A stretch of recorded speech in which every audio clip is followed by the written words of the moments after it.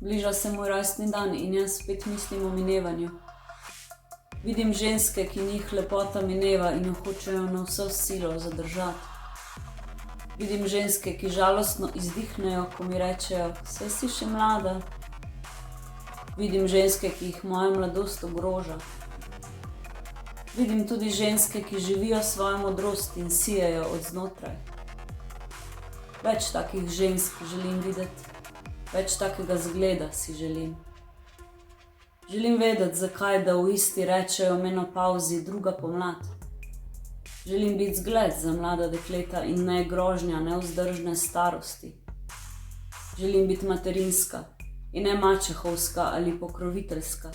Želim biti katalog, kaj vse lahko ženska živi in ne črna skrinja obžalovanj.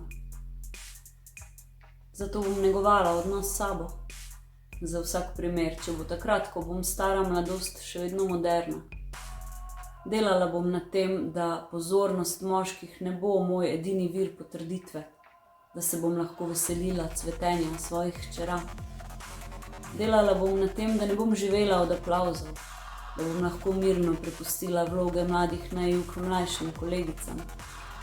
Negovala bom svoj vrt, da ne bi pritiskala na svoje otroke, naj mi rojevajo vnuke. Želim uživati v svoji jeseni, kot vsako leto uživam v jeseni.